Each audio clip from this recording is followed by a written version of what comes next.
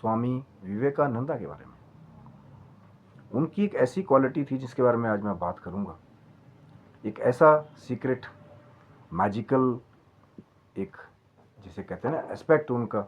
अब कई लोग उसे जो है वो कहीं गॉड गिफ्ट से जोड़ेंगे कि भैया स्वामी विवेकानंदा कहीं ना कहीं ब्लेस्ड थे, लेकिन याद रखिएगा कि कई बार उसके पीछे बहुत बड़ी साधनाएं छुपी होती हैं। और बिना उनके बारे में जाना किसी को आप खाली तो देख रहे हैं ना कि भैया कोई 1 मिनट के अंदर कोई चमत्कार करके दिखा दे रहा है, लेकिन कितने साल की साधनाएं उसकी उससे जुड़ी होंगी इसके बारे में आप नहीं जानते।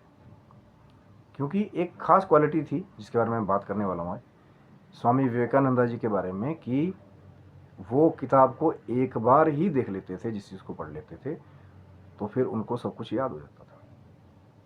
और ये अकाउंट एक ने नहीं दिया, ये बहुतों ने दिया है। कई अब आपने नहीं सुना हो वो अलग बात है ना, क्योंकि जब धुआं भी तो तभी उठेगा ना जब कहीं आग लगी होगी ना मेरे भाई, कहीं तो कुछ होगा। अब ये तो नहीं कि हवा में तीर मार दिया। स्वामी विवेकानंदा को लोग ऐसे ही नहीं सुनते थे।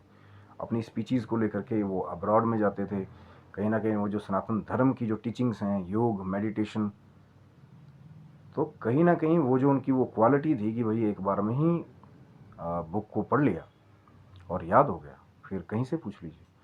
तो वो जो सुपर ब्रेन की जो क्वालिटी थी उनकी, उसी क्वालिटी ने कहीं ना कहीं स्वामी विवेकानंदा को अब्रॉड में भी काफ़ी फेमस कर दिया था। तभी तो लोग प्रीचिंग स्किल बुलाते थे ना। अब ये उस समय की बात है जब बहुत कम सिलेक्टेड पीपल जो है जिनको जो है फॉरेन डेलीगेट्स बाहर बुलाते थे कि आप आइए यहाँ पे सेरेमन दीजिए, चाहे मेडिटेशन के बारे में, चाहे अपनी टीचिंग्स के बारे में, चाहे आप अपनी लर्निंग्स के बारे में। क्योंकि कहीं ना कहीं वो भी चाहते थे कि जो कुछ गुप्त फॉरेन जो एक एक्सपर्ट्स, टेक्निकल सुपीरियर जो ब्रेन्स हैं, वो इंडिया से आकर के वहाँ जाकर के बहुत कुछ कर रहे थे। चाहे आप स्टीव जॉब्स की बात ले लें, और बहुत सारे तो अभी भी हैं, चुपके से आते हैं और कहीं ना कहीं शायद रिवील नहीं करते लोगों को कि हम इंडिया में हैं, लेकिन बहुत सारी सीक्रेट प्लेसेस पे बहुत सारी सीक्रेट टीचिंग्स जो है, चाहे वो योग से रिलेटेड है, चाहे वो मेडिटेशन से रिलेटेड है, अपने आप को नए रूप से क्रिएटिव करने की एक चीज़ है।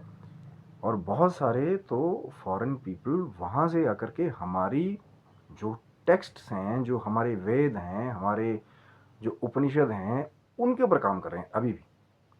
और हम लोग क्या कर रहे हैं, हम लोग हमारी ही कंट्री में ऑथेंटिक चीज़ें ना पढ़ने की बजाय अब पुठे सीधे लोगों के पीछे भाग रहे हैं, जो कहीं ना कहीं उसको प्रॉपरली वो ऑथेंटिसिटी से जानते भी नहीं। लेकिन वो लोग हैं वो आके लैंग्वेजेस सीख रहे हैं, संस्कृत तक सीख रहे हैं आकर के, ताकि